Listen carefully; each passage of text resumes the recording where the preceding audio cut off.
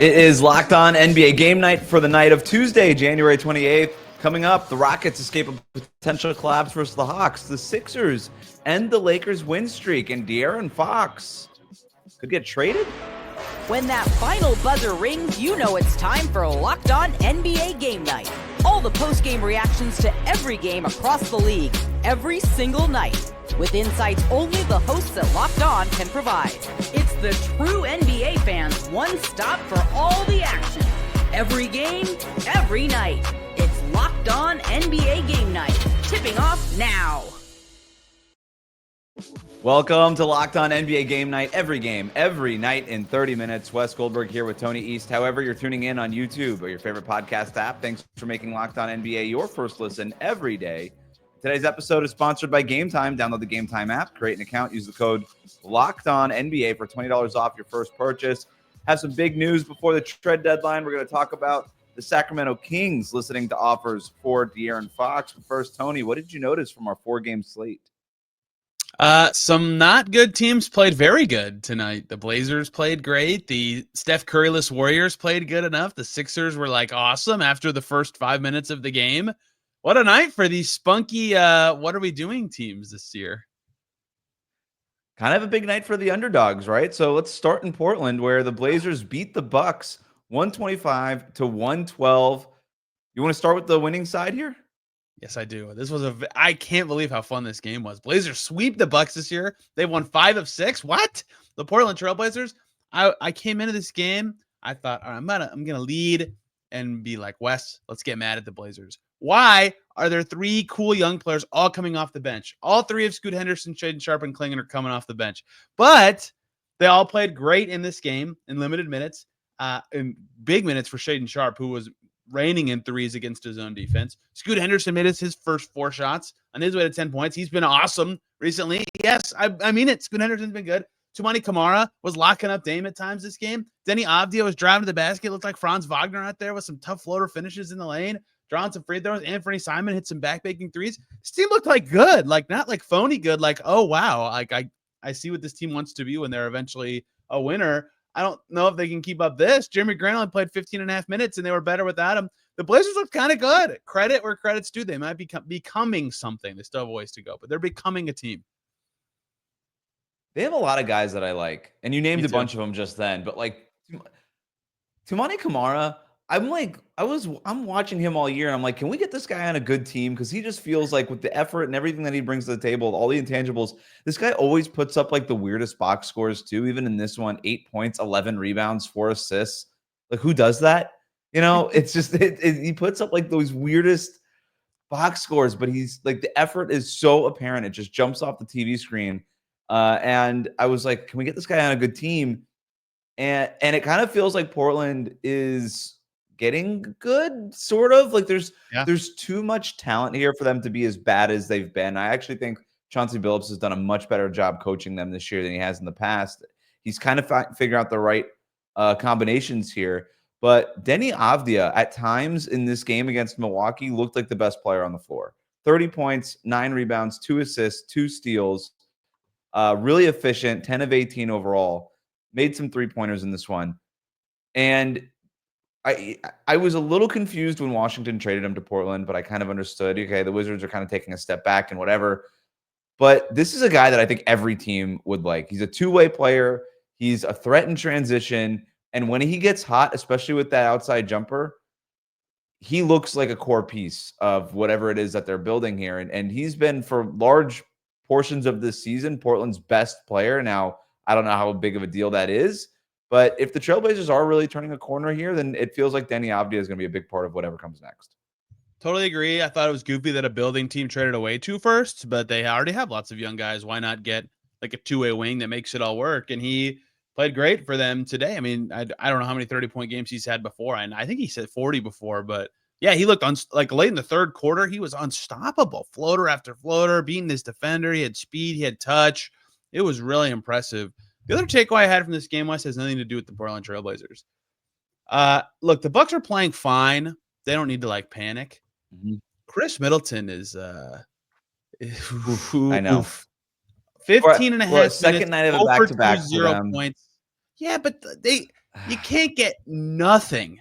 Not like I get why, but it's got to be more than nothing, right? He was I had the so same good. takeaway. Sad. I had the same takeaway. That's why I was like, second night of back to back. The Bucks shot 31% on threes. It's not surprising that they lost this game, but it is surprising how bad Chris Middleton looked in this game. Right, like those two things Yeah. don't have to necessarily happen at the same time. And Middleton was coming off of a pretty good game last night. The first night of this back to back, but it's been so up and down. He's not a former three-time All-Star, NBA champion, was the co-star in Milwaukee next to Giannis for years. He's not that guy anymore. And when the Bucks keep coming up in these trade rumors, finding an upgrade for that Middleton spot is sort of the obvious play here. We'll see whether or not that happens. But let's go to Philadelphia, where the 76ers rolled to a 118-104 win over the Lakers. 43 points on 15 of 26 shooting from Tyrese Maxey to lead the Sixers to a rare win without Joel Embiid or Paul George in this game. For the Lakers, LeBron James, 31 points, 8 rebounds, 9 assists, but they did lose Anthony Davis to an abdominal injury in the first quarter. But again, the story here, Tyrese Maxey, he was awesome in this one, Tony. Sensational. It was such a crazy game, and you nailed all the reasons that it went the way it did. Like, I thought early this was going to be a Lakers blowout. Anthony Davis was playing. Their defense was pretty good. The first quarter of this game, only 2 Sixers players scored. Only Tyrese Maxey and Yabusele scored in the first quarter. And yet, after Davis got hurt and after Maxey just decided that he was going to be incredible tonight with his 43, their offense looked amazing the rest of the game. They started over 5, but he got rolling. Kelly Oubre started to hit some all inside the arc shots. I don't remember him making a 3. Eric Gordon got really rolling in the third quarter. And it was all possible because Maxey was drawing all this attention, and the Lakers are banged up. Like, their rotation was very flimsy after their 6th man, but they didn't defend well at all. And Maxey just torched them to the rim all night long. I mean, I haven't looked, but they had to have 60-plus points in the paint in this game. 56. Dang it, Tony. You got to pay more attention than that. But he was just unbelievable. They couldn't guard him.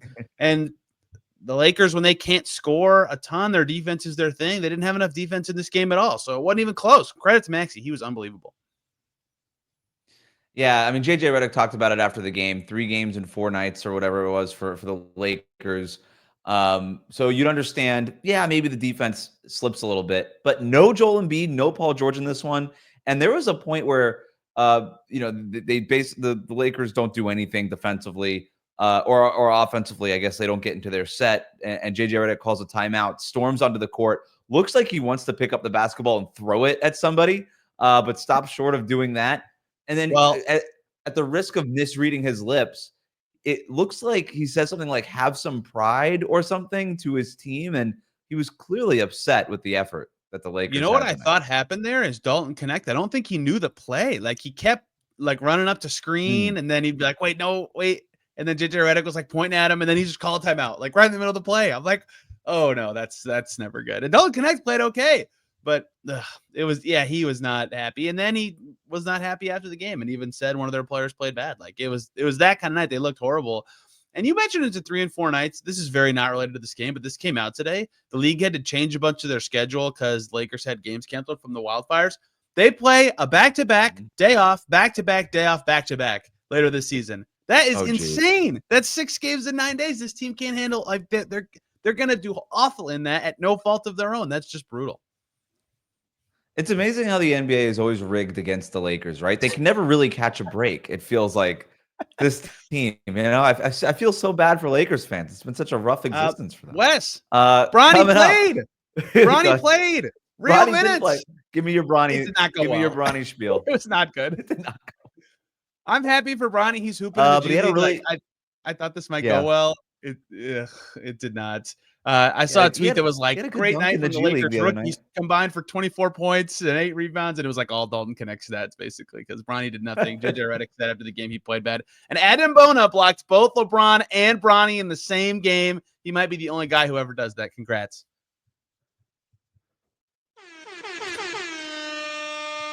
Coming up, the Rockets didn't even play that well, and they got a win. I might be starting to change my mind about them, but I still have one really big concern about the Rockets, Tony. We'll talk about that next here on Locked On NBA Game Night.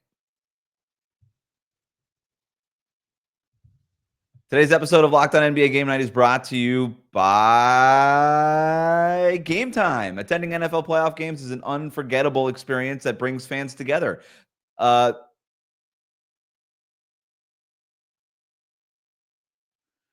Game Time is a new feature called Game Time Picks that makes getting tickets for events even easier. It filters out the fluff to show you only incredible deals on great seats so you don't have to waste time searching through thousands of tickets. I recently used Game Time Picks to find tickets for an upcoming NFL playoff game. Browsing through the deals was simple. I found great value for all kinds of seats around the venue. The Super Deal was especially impressive, offering the best value for the event. The app's features like seat views before you buy and all-in pricing with no surprise fees at checkout made the experience smooth and reliable. Plus, the on-time ticket delivery and lowest price guarantee gave me peace of mind. So take the guesswork out of buying tickets with Game Time. Download the Game Time app, create an account, use the code LOCKEDONNBA for $20 off your first purchase. Terms apply. Again, create an account and redeem the code LOCKEDONNBA, LOCKEDON NBA for $20 off. Download Game Time today. Last minute tickets, lowest price guaranteed.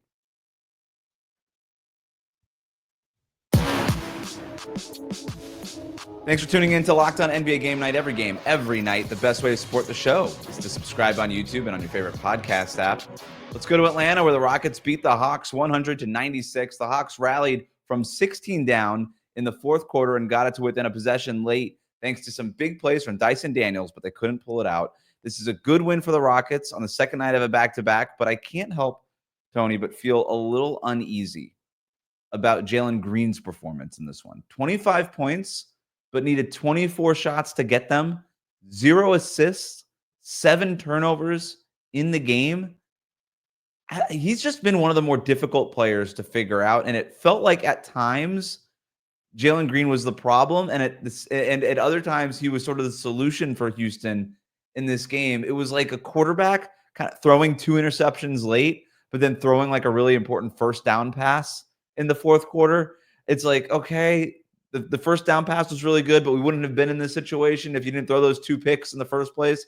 He's one of the most confounding players in the league to me. What about you?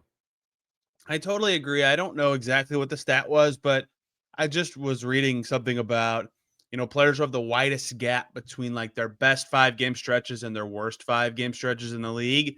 And I thought, oh, Jalen Green's for sure going to be first. And guess what? He was, right? Like it.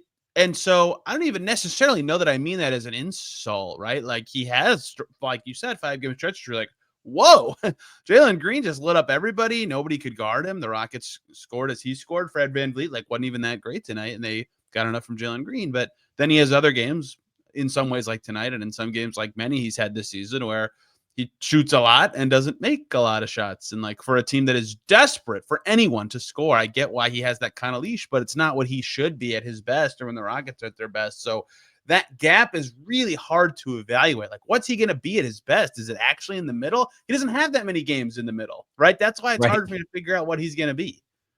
That's just such a great way to put it, too. And after Amen Thompson has the big night, the big scoring night, career night against Boston on Monday night, I was kind of wondering, like, what happens here? Because this is a young team where the pecking order isn't very clear, especially on the offensive end. Is Jalen Green going to be like, well, Monday night was for Amen, tonight's for Jalen? And it kind of did feel like that's the way it was approached. A second night of back-to-back, maybe Amen Thompson didn't have it, even though I thought he played pretty well in this game. But, like, that's the part that if I'm the Rockets, I'm like, are we ready? Are we ready to just turn the keys over to Amen Thompson here and where would Jalen Green fit into that? Because that's sort of the power dynamic, the power struggle early on that could get a little messy. Like at the risk of like over speculating, it's just something that I'm thinking about here. But at the same time, as I didn't feel that great about Houston's performance. They still win the game, and they've won 11 of their last 14 games. They're up to second place in the Western Conference.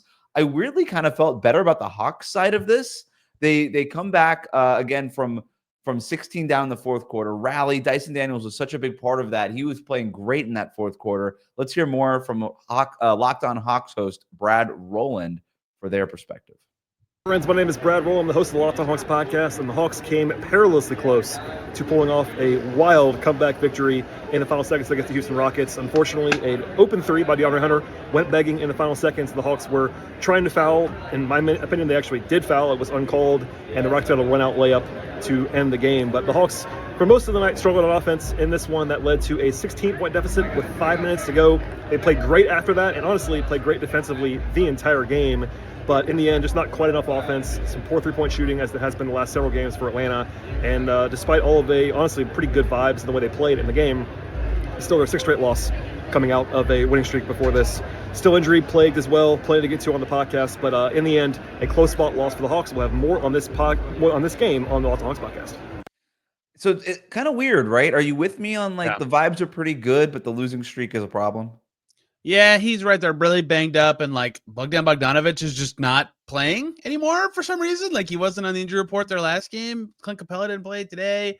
Their late comeback was awesome, right?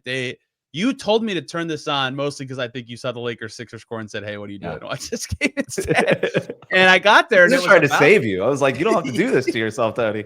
But when I got there, it was about where I just talked about. Yeah. It was that 16-point game. And then the Hawks, the Hawks are better defensively this year. Dyson Daniels really helped. No one thinks of them for their defense. Their defense was amazing for the last 6 minutes of this game. The Rockets, their offense isn't awesome, but they couldn't get anything on that end of the floor. They only had 4 points late, and one was that run-out dunk that he just mentioned. I think the other 2 were free throws, right? I don't think they hit a shot until there were 4 or 5 seconds left.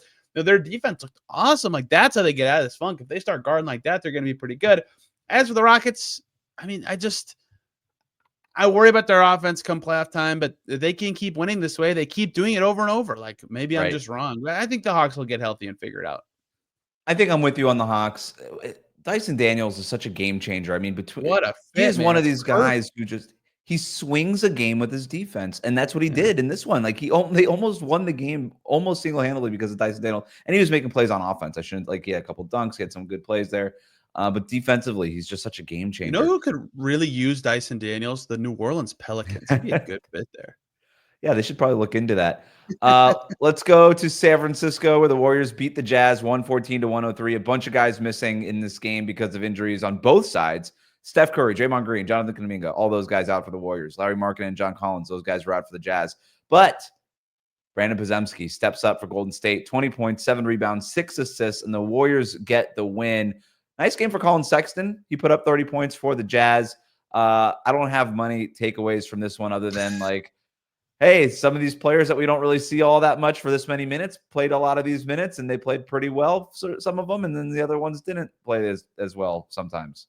Okay, Jazz are one of my least favorite teams to watch this year. There's just nonsense in terms of who plays for them every night and why. Yes. And I know the answer to why, but it's kind of painful. That said, in the Jazz games I have watched, Isaiah Collier might be something. That dude can kind of skate around. He had some nice passes in this game. And Kyle Filipowski is just controlled. He's not rushed. He's not great, but I'm okay, that guy could be a backup big in the NBA. But even without Steph, they had very little chance in this game. They're not very good without Larry Markkinen, and they're not even that good with Larry Markkinen. So credit to the Warriors, I guess.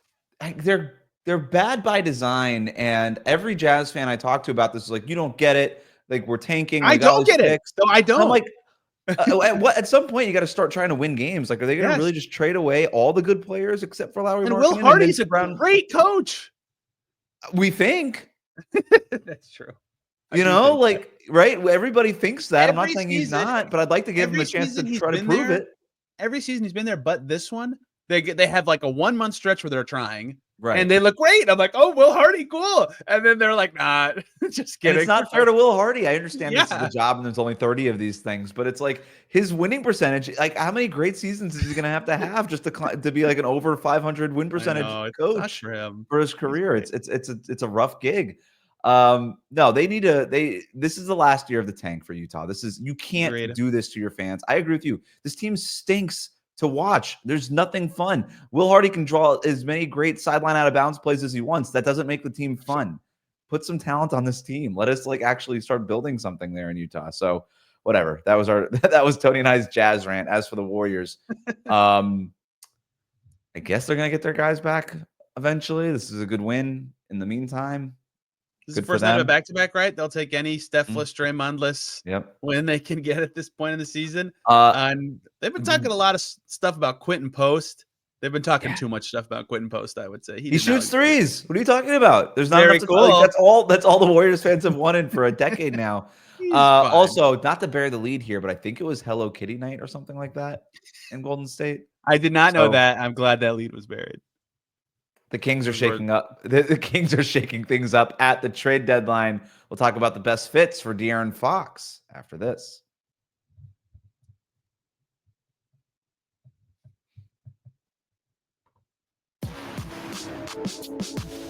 Thanks for tuning in to Locked On NBA Game Night. Every game, every night. Let's get to the news here. It was reported on Tuesday that the Kings are now listening to trade offers for De'Aaron Fox. It's widely believed that the Spurs could be his preferred destination. Now, it does not mean that the Sacramento Kings have to trade him to San Antonio, but Fox up for a contract extension currently. He'll be a free agent going into 2026. So he does have a little bit of leverage here. And most importantly, probably, he's represented by Clutch Sports and Rich Paul, who know a thing or two about directing their star players to the destinations that they want to go to. That said, before we get to some of the destinations at play here for Fox, why do you think this is happening now? Why are the Kings out here kind of getting ahead of it? The report is that they're listening to trade offers. This doesn't strike me as a trade demand from De'Aaron Fox. Like, this is more the Kings maybe just trying to get ahead of this. I agree that it does not feel like a trade demand, and I agree it feels like the Kings getting ahead of this because we heard last summer they offered the max extension. It's never good when that gets hit with the public no. But the reasoning made sense, right? If he makes all NBA, he can make a lot more money. But now I think they're, one, at the point where that's probably unrealistic, and two, at the point where it's like, hey, next summer I'm not signing an extension anyway. Like, you should probably look to trade me now just in case. And if you're the Kings, it's smart to get ahead of it if you can. It's weird for them because they're trying, right? They have DeRozan, they have Sabonis, have a sweet record under Doug Christie. Like, I don't, it maybe De'Aaron Fox wants to specifically be somewhere else, like, very badly.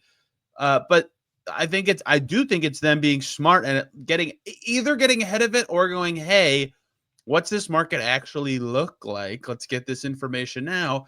Because a lot of times, as you know, guy who covers Jimmy Butler, there's a first transaction cycle where, like, stuff comes out, but nothing happens. But that is always the precursor for the next transaction cycle where stuff does happen and it gets way crazier and messier and sometimes more challenging. So even if they don't do anything, the seed has totally been planted that this franchise and player relationship may not last to the end of even this calendar year.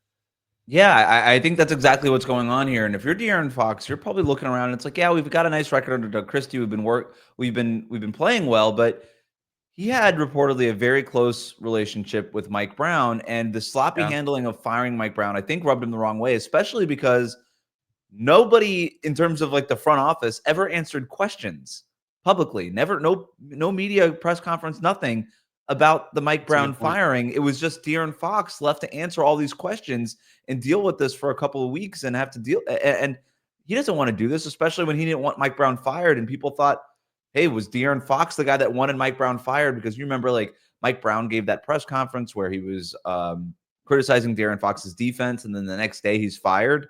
And that kind of left people to connect dots. People wouldn't have had to connect dots if the front office actually gave the press conference instead of making De'Aaron Fox do all of it. So I'm sure that didn't rub them the right way. And also, yeah, they have they've been winning more games lately, but they're still 10th in the Western Conference. Like, De'Aaron Fox is smart enough. He knows, is like, look, we were like the 1 seed a couple of years ago and we couldn't make it out of the Western Conference. Like, we have no chance of doing it now. I'm not going to sign an extension here, right? And I think for Sacramento, once it's clear that he's not resigning, again, you talked about the Miami Heat and Jimmy Butler. As soon as the Heat made the decision that they weren't going to sign Jimmy Butler to the extension, they should have traded him over the summer. The Kings are actually doing it the right way here. Finally, like, for once, it feels like, where, hey, we understand that we probably aren't going to get De'Aaron Fox to resign. Might as well start listening to offers now. Better to be early on this than late on this, because we see what happens when teams are late on these things. I do agree with all that. And, like, they're not going to get a player as good as him, but they won't be a bad team, right? Like, they have a kind of smooth off ramp with what they already have, especially considering what could be out there for him. That's a good point about how the coaching change affected all that. I will step to the Kings' defense for a small part of this. if they just happened to have the meeting where they decided to fire Mike Brown like while a practice was happening, what are they supposed to do? Let him fly to LA first? Do it after the Lakers game? Like, what if they win that game? I don't know. That doesn't feel that weird to me. But obviously, the timing of the way that all dragged out was goofy and stuff like that. And yeah, I mean, they've had how many head coaches since he's been there, right? Like a ton. A million, Certainly, right? Yeah. If you liked Mike Brown, like that certainly would hurt. Well, well, that makes sense about why then his preferred destination would be in San Antonio, because if I'm De'Aaron Fox, all I really care about, I don't care about big markets. I don't care about that stuff right now. I want to, I want to win, but I want to be at an organization that's stable, that isn't constantly churning things over in the front office and in the coaching ranks and all these things. And San Antonio has been a pillar of stability for the last 3 decades in the NBA. So that's why that makes sense. And plus, I know that he's got a Texas area home and things like that. And so all of that stuff obviously makes sense too. But what do you think is the best fit for De'Aaron Fox? Yeah, Spurs are great. Like, I've been wondering. I just watched them twice because they played the Pacers in Paris. So, like, I have a pretty good feel for what they are anyway. But I mean, I've been wondering for forever who the first star would be. Like, yeah, I want to play with Wemby. And I think Chris Paul would call himself the answer, but he's not a star anymore. So De'Aaron Fox gets to wear the ribbon because it's going to be great for your career, right? You're going to win a ton of games. You're going to look great. Anyone who can dribble fits with him. Anyone. Like, Steph Castle looks awesome for them. He can't shoot outside of like 10 feet right now, and that's not even a knock. He's going to be awesome. So Spurs are a great fit for Fox. He's from Houston, and everybody loves to connect that. And I know that the posture right now is the Rockets are like, let's ride out what we have this year. And I'm like, I guess I get that. And they'll be in a great position to make trades in the summer. That fit is such a slam dunk to me. I mean, we just talked about all the stuff wrong with Houston. I love the idea of what that could be. I don't know exactly what that trade would look like, but that one makes sense. And like they have, let's talk about those 2 Texas teams first, then, because I'm running ahead. So San Antonio, Wemby obviously off limits. To me, Stephon Castle would be off limits. And I'd actually want Chris Paul there if I also get De'Aaron Fox.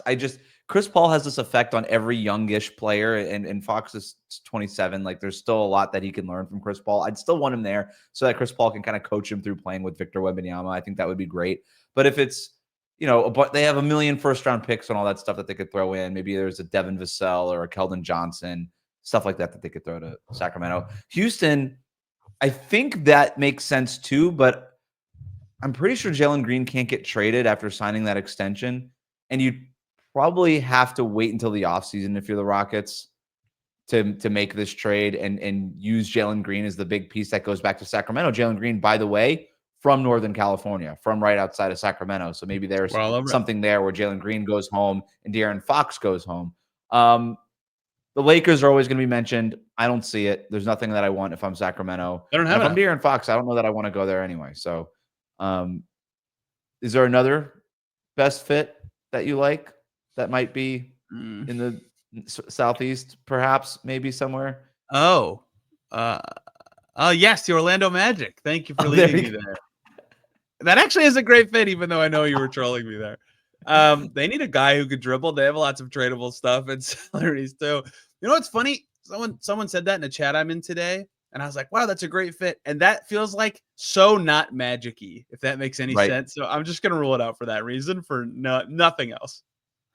I agree with you. Because, all right, the Heat obviously makes sense. I think they would love to just trade Jimmy Butler for De'Aaron Fox and be like, look, we solved everybody's problems. Did Bam play with De'Aaron Fox in college? Did they overlap? They did. They did play together. I tweeted out a picture of them, and they're standing right next to each other, or Bam right behind De'Aaron Fox in the Kentucky photo, the team photo there. Nice. So yeah, Bam's got to be on the phone with De'Aaron Fox. Not reporting that, but I would imagine that has to happen. I'm sure the Heat gave the Kings a call and said, "What's it going to take?" Who knows if they can get that done? It would probably have to be some sort of big mega deal where Jimmy goes somewhere. So good in a Kings jersey, man! I can't wait. Khalil Ware stays. He's untouchable too. Other than that, I was kind of looking around. I don't know. Those are 3 good fits: Houston, San Antonio, Miami. A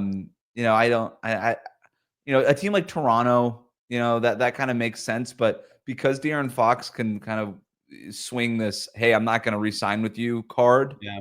I don't know that he's going to re-sign in Toronto, right? Because players typically don't do that. So, but in terms of a basketball fit, it makes sense. But I really couldn't figure out anything else that was like a slam dunk fit for De'Aaron Fox. The Pelicans give it a swing next year, I guess, with Zion. I don't love it though.